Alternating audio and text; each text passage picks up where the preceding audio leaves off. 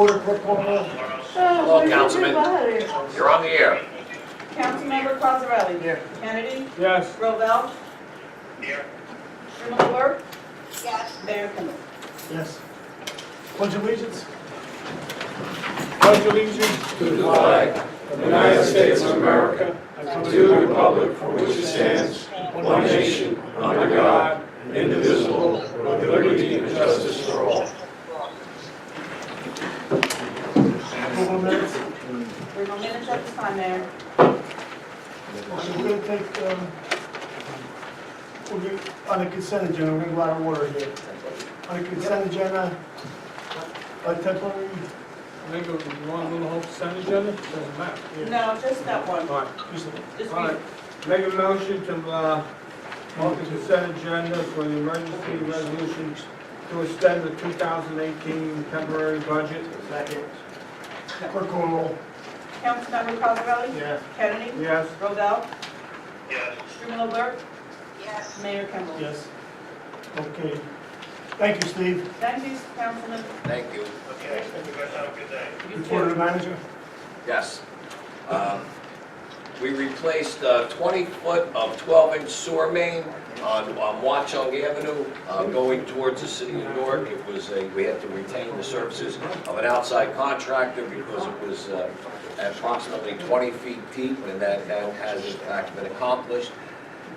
We repaired a sewer at 63 Sanford Avenue after complaints of foul smell, and we tried to contact the homeowner there several times, but no one was ever home. The problem there was that the pipe was dislodged and the sewage was going under the road. That has also been repaired. And we also repaired 5 foot 6 inches of water main at 31 Cuzo Street. And my last item this evening is an update on the Silver Lake Firehouse. It is basically complete. We're just waiting for public service to install the new gas main. It's a larger gas main so that we can have the appliances hooked up and the emergency generator. That's all I have. Wonderful. Do you have anything? No? No. Okay, before we have communications, I want to introduce, I'm sorry, Sarge, your last name? Timothy Darling, sir. Okay, him and our town historian, Mike Perone, found out that we do have another Medal of Honor winner in also in Belleville, and would you like to make a presentation? Yeah, Mayor, council members. Last Saturday evening, I received an email from Timothy, who is a member of the Marine Corps. And I was really stunned. He informed us, the Historical Society, that he had visited Belleville Memorial on Union Avenue that day, and he went to visit the memorial, and especially he was interested in seeing the memorial to our Medal of Honor winner, Henry Svila. In reading the names on the monument, he noticed the name of Fred Stockman. And so he informed us that Fred Stockman had received a Congressional Medal of Honor for World War I duty. And it's an amazing story. Fred Stockman, Gunnery Sergeant Fred Stockman, lived in Belleville. He moved to Belleville in 1907. In 1912, he joined the Marines. He was a career Marine and a career firefighter. He lived at 96 Gout Street, and he was a parishioner at St. Peter's Church. The monument in front of Belleville Town Hall has his name on it. The monument on Union Avenue has his name on it. The monument at St. Peter's has his name on it. And so it's just an amazing story that we knew nothing about. And within 48 hours, we were able to piece all the pieces of the puzzle together.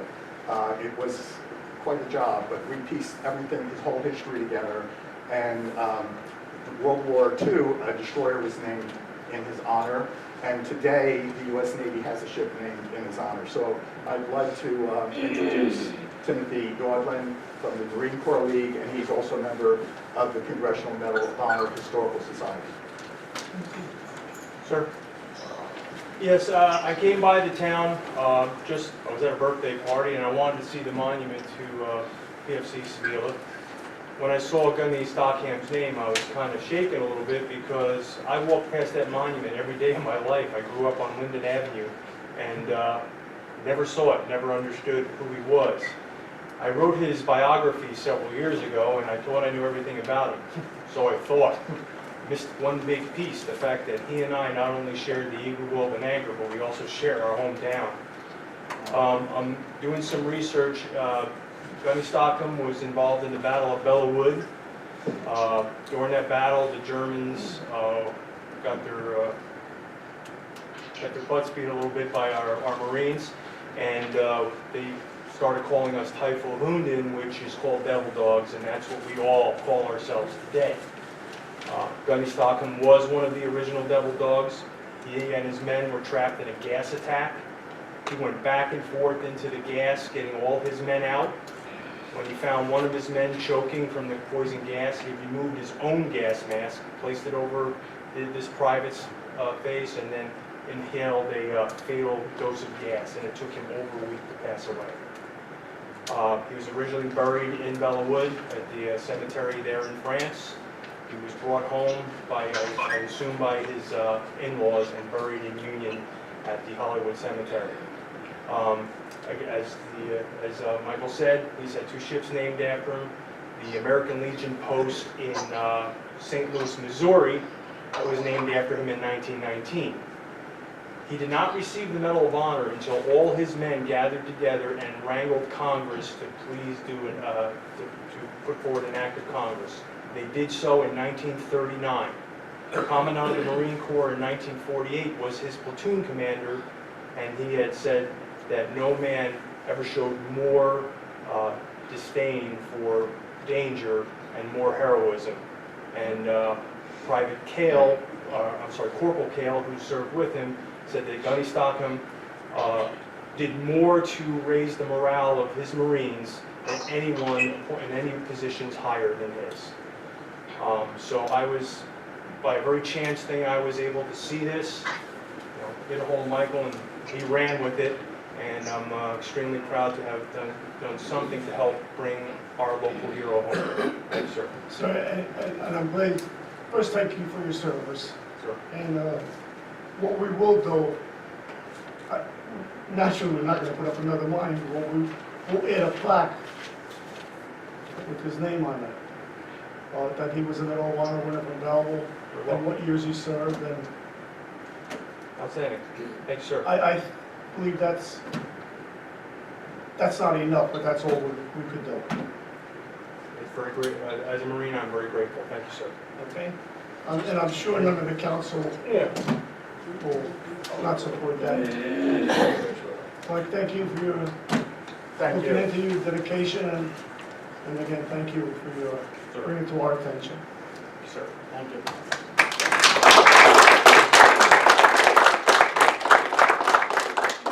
We have his address, right? Mike, where you live? Yeah, 96 Dow Street. So we'll put a sign on that street too. 96 down? Dow. Yeah, it's right around the corner from St. Peter's, because we have a meeting with St. Peter's Council later this week, and because he was from the church, they We'll make arrangements for some, plant a monument there. we'll make arrangements for something to get a plaque up. Oh, I'm sorry, yes, absolutely. Communications? Request received from St. Anthony's of the church for permission to conduct a feast in honor of St. Anthony on June 1st, 2nd, and 3rd, and for permission to conduct a procession through the streets on June 3rd. Make a motion to approve it? Councilmember Cosarelli? Yes. Kennedy? Yes. Strumelob? yes, Mayor Kimball? Yes. Read letter received from St. Anthony's Church requesting licensing fees be waived for vendors of its feast in honor of St. Anthony. Make a motion to approve it? Councilmember Cosarelli? Yes. Kennedy? Yes. Strumelob? yes, Mayor Kimball?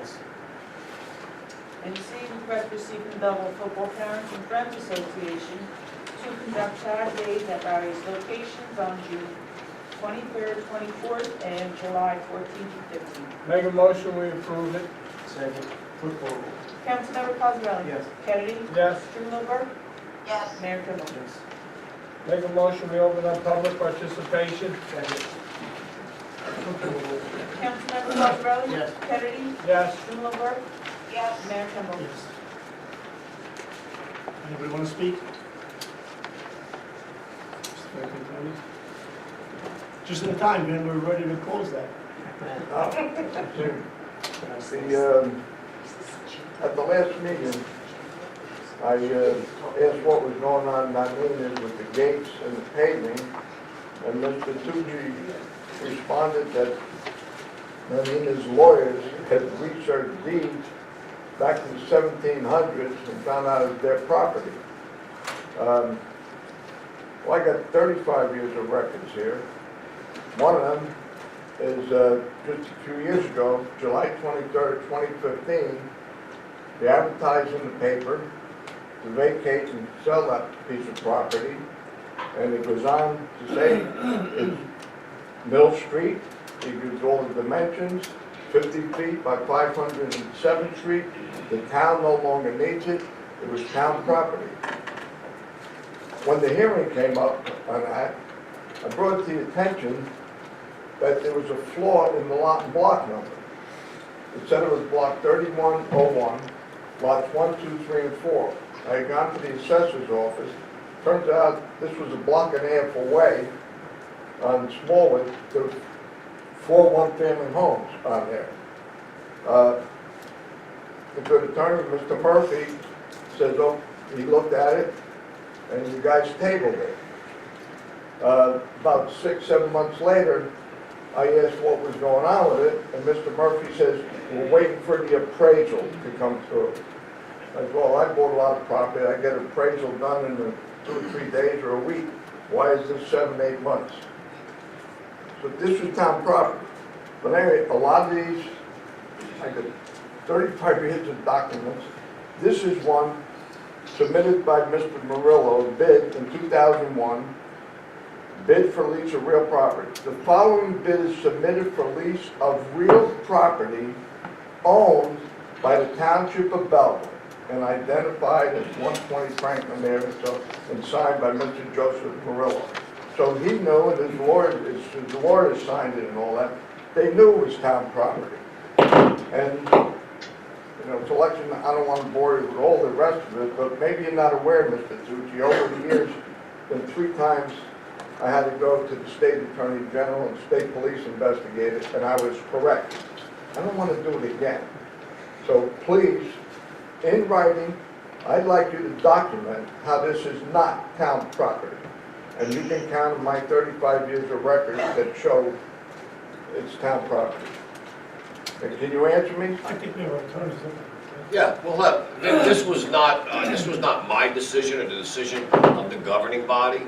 This was a decision that was given to us, all right, by the owners of Nanina's, and we'll give it to our attorney to check out, all right, and to verify, but there was no transfer of title or transfer of property by anyone here. I can share with our town attorney what was presented to us, if he doesn't already have it. I think we might have sent a copy over. If not, we'll send another one over, and we'll try and verify what you're saying versus what he's saying. And I'm not saying that you're wrong, all right? I'm not saying that they're wrong. I wasn't here in 2001, and you know, this was not a land deal that was carried out by this governing body, all right? So, I mean, I'll be happy to have them look into it, and I don't dispute anything that you're saying, because I know your records are very complete. Well, no, it wasn't. Subsequent that you were here later in 2000, and I have other subsequent records, which I don't want to read now. I was here in 2000? Huh?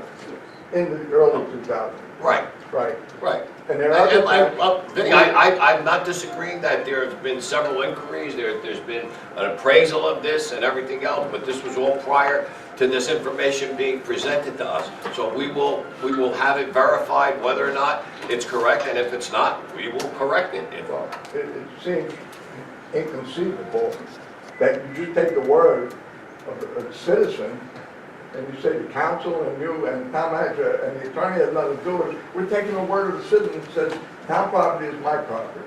You know, we did it with Bertram Place. Council at that time tried to get that away. We caught them there. Excuse me, we're not taking anyone's word. all right? I'm just explaining to you what was presented to us and what we're trying to verify and work through. That's Even if it. it's our property, we're taking it back to the Yeah. dispensary. We didn't authorize any improvements, we didn't authorize anything, we're just trying to verify the information that was presented to us. Well, it is, and there's a lot of conflicts there. And once again, I had asked previously, in fact, I never got an answer to the other question. He's using our senior citizen parking lot for valet parking. And I asked one time, before you got here a couple of years ago, are we paying rent? The acting town manager at the time said, I believe so. How much? Oh, I don't know, I'll look into it. I never got a response. Not only that, is the liability, and that's really a problem. About a little over a year ago, my wife and I went to a wedding. We came home almost 1 o'clock in the morning, having to come over Franklin Street. We dropped a friend of ours off, and the valets held us up for 4 light changes. Now, we're private citizens, that's a public road, but they think they own it. They just had 2 valets stopping all the traffic for 4 light changes while they were jockeying their cars back and forth. So that's another question I'd like to answer, because they just taken over with us, everything. So, I believe we did lease it to the valet, but we will check into it and what the payment is. but Old Mill Street is ours, and you tried to sell them. In fact, you were going to give another piece of property on Franklin, if you remember, a few years back when I brought up, and I think we got something like $220,000 for that. If we're going to sell it, I don't mind selling it, but he's not going to say he's owned it since 1700, because these are proof him and the township owned. Thank you, ma'am. Mrs. Eve. Yes, Mary Higgins, 148 Brighton Avenue. I have a question for you, Mayor Kimball. So when you were a police officer and chief for many years in Belleville, did you know of any candidate running for council now who was arrested for selling drugs? Because that's what we're hearing out there, and we want to know if it's true. Mrs. Higgins, you're right, I was a police officer for 33 years. The courts said there's certain things that I can say and I can't say. Why, I don't know. My mind shouldn't be expunged, but it is. And I just can't comment. I'm sorry. I wish I could help you. I think you should ask the individual that's running, or if he was ever arrested. I think we should go that way. All right, yeah, thank you. He should run. Thank you. Out of Belleville. So, Good evening, Council. I'm Gene Simmons from 45 Cedar Hill Avenue. I was bringing up all the others. I have something new on the agenda. On my block, it's called Major, Mayor. M-A-J-E-R. Mayor, right, thank you. And I would like to know, can we lighten that street up with some lights on this, some light poles to be put on? Because I spoke to Bill, he already checked, because he was saying that we had to make sure we had power to run a pole so that we can put some poles so that the block can be lit up. Because that block down there, after 7 or 8 o'clock, is pitch black. And we just need at least 2 lights, one on the left side and one on the right side, so that, you know, it can be lighted up for the people who has to park on that block. Well, we will get in touch with public service to see if they'll do it for us, because they're the ones that are gonna put the light bulbs up. Okay. Anyways, and I don't think there'd be a problem if they okay it. Oh, okay. All right, thank you, and congratulations too. So, John Cruz. Mr. Tucci, Yes, John. I'm gonna address you. How about potholes? When are you gonna fill them all? State Avenue, Mayor Street, Geralman Street. I drive all over Belleville every week. And there's a lot of potholes that are not filled, Right. number one. Now, garbage in the street. You ever take a ride down the main street of River Road? You need a truck down there to load up all that garbage along the highway, along the street, I mean. Will you take care of that? So I will. Because you go through Belleville, it's all garbage, you get into nothing, it's all clean. You live in a That's- clean town, you work in a dirty town. John, that's not correct, number one. Let's talk about the potholes first, okay? Only up until recently did they start manufacturing hot patch, all right? Because it needs to be a certain temperature. It needs to be 80 degrees, 65 degrees and rising at 8 o'clock in the morning, all right? So we were putting cold patch in. Cold patch is good as a temporary fix, but it doesn't last. As the cars go over it, it pops out. And so that's the first story. But yes, we absolutely will address, and we'll be happy to address filling the potholes because we don't want to destroy anyone's car, all right? And it's unsightly for the town. Let's talk about Route 21. Route 21, on the 21 side, is the responsibility of the state of New Jersey. We've already called them and asked them to clean it, all right? And Route 21 has debris on it from Belleville, going north through Nutley, all the way into Passaic, all right? We will stay on it. Our forces, all right, when they see something large out there, do in fact pick it up and clean it up. They throw bags of garbage, that's what bothers me. I understand. Unfortunately, we have some folks who have no regard for the environment and just dump that stuff out there. But we are addressing it with the state, we're addressing it through our own forces, but we're somewhat limited as to what we can do because we really don't have any jurisdiction, all right? And there was also something else, Mayor, if I might, that I saw about, talking about Belleville, about Belleville being a gritty town. And it was very, well, hold on, let me finish. It was very ironic, all right, that gritty town that they were talking about, if you looked in the curb line and you looked on the sidewalk, was super clean. So it might have been a catchy headline, all right, but it wasn't correct. Because if you go back and look at the pictures, there was no debris, not one piece of paper in the street and nothing on the sidewalk. Now, can we always do better? Absolutely. We can always do better, and we're working towards that. Last year, we bought some new street sweepers. Our people are out there, they're cleaning up. We're playing catch-up because between the snow and between the heavy rains that we had, it creates a mess, all right? But I assure you, we are addressing all these things, and no one is turning a blind eye, and Belleville will be as clean as humanly possible, all right? Hopefully cleaner than our surrounding towns. Okay, one other thing. Go ahead. People putting out recyclables and garbage on the wrong day. We have inspectors, I turned it in, do nothing about it.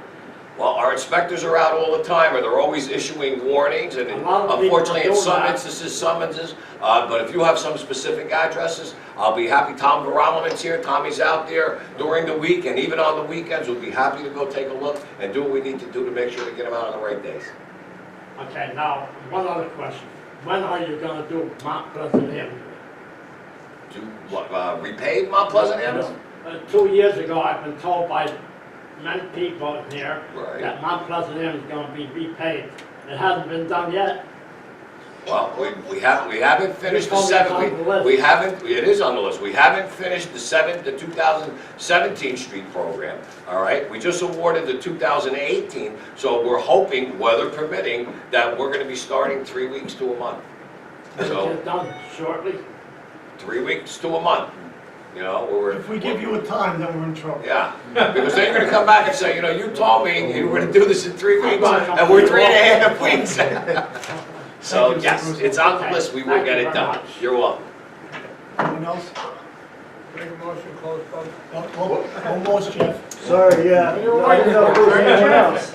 Sorry, I got here late. I don't know whether or not this was covered already, but as I'm sure you already know, the Belmont Avenue was looked at by the planning board, and they rendered a decision on the site plan. And the site plan involves some, I believe, 232 residential units, as well as mixed commercial and other usage. That property has an incredible history. One that it was remiss by the planner who was hired by the board, the planning board, to report on that land. He didn't present the extensive history of pollution that exists on that property that is in the DEP's 2.5-inch thick file. He missed that. So this is the advice, the sole advice given to the planning board, and he neglected to point to, in fact, he was all but dismissive of the fact, well, there were some recent uses, a dry cleaner, we think it was cleaned up, there was some residual pollution. Residual pollution. This is probably, arguably, the most ecological disaster to ever befall Belleville's borders, within Belleville's borders. The extensive pollution on that property includes arsenic, all kinds of carcinogens that are in the water and ground yet and now today. That property was repurposed in the late 60s, early 1970s, at a time when the DEP had almost no regulations. I mean, there was no, the country's head was spinning from the remnants of the industrial age. That was one of them. And it was an incredible, it is certainly contained on that site that was the former Edison battery production and chemical works, where extensive chemical, this is heavy industry, was used at that point in time when there was no oversight. There was Dr. Hill's book, which will be brought in public attention, that extensively documents the history that was left behind on the environmental damage that the Edison manufacturing did in our area. Belleville was the worst of it. Silver Lake was left behind in an ecologic disaster. I mean, it is unbelievable that the board would consider putting housing on that property, where the property was only repurposed in the early 70s. It was not cleaned. Whatever buildings remained were razed to the ground, trucked out, and then basically just left there. There was no remediation. Certainly the identification occurred, although Mr. Mizell managed to miss that completely, unbelievably, that was not included in his report, and the planning board moved ahead on that limited information.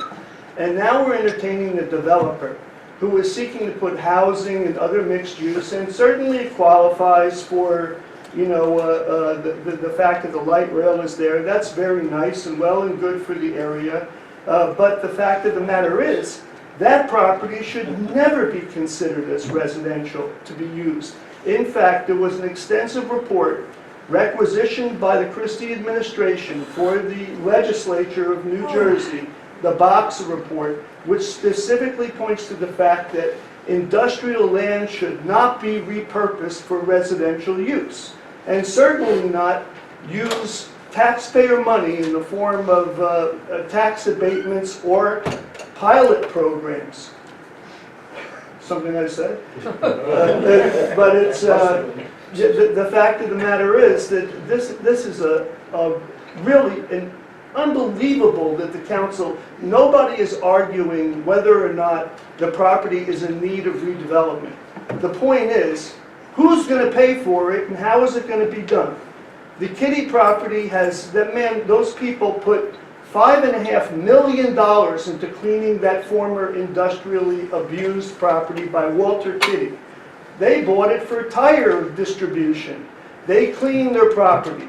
I'm sure they bought it for a very good price, just like I'm sure the former Edison plant was. They were very happy to sell it, I'm sure.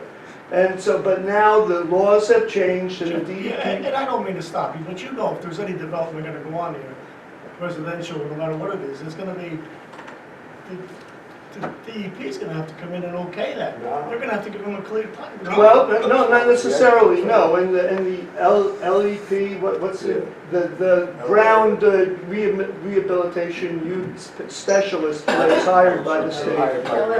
The owner, working for the state, just like they did on the Kitty property, you hire someone to oversee the remediation as required. But the fact of the matter is, they're saying no. And all the developers argue encapsulation. Residential on a former site that was never even remediated, the worst ecological disaster in Belleville. I mean, this is unbelievable that it would be considered and not, certainly industrial. Well, they will have to come before the town with the... Yeah, but the developer's looking for a pilot. He stated he's looking for our tax dollars to clean and get his property viable in the town. Well, you know what, I'd love to see the property cleaned and returned to a viable use and tax paying, whatever we could potentially get out of it, but certainly not at the expense of anybody getting sick, living on top of that type of pollution. And I think we agree with you. Well, I would hope so, Mayor, and the rest of the council. I'm hoping that they all would unite in the fact that there's lots of development that occur there, and you don't have to necessarily involve taxpayer money. It's privately owned, let them privately clean it and use it accordingly. And the best use, that'd be wonderful. Residential, no. I just can't believe that anybody would consider putting 232 housing rental units and then the potential to, down the road for, imagine those lawsuits. Thank you, Joe. Thank you. If you want to buy them, you get a permit. That's what you should get. Make a motion to close public session. Before roll. Councilmember Cosarelli? Yes. Kennedy? Yes.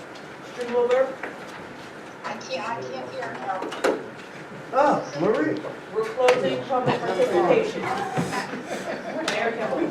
Yes. Make a motion to move consent agenda. Councilmember Cosarelli? Yes. Kennedy? Yes. Strumelberg? Mayor Kimball? Yes. Anything in business, guy? No, I just want to say that, you know, Mr. Achenbach from the fire department passed away this weekend. And Frank Fleischer's mother passed away. Yeah. So just remember those people in your prayers. And the Lord's gone next. I just want to thank Timothy again for coming and finding out all the Yeah, thank you. information. you did. Yes, thank you. We'll take care of this. Take care of that. Yeah.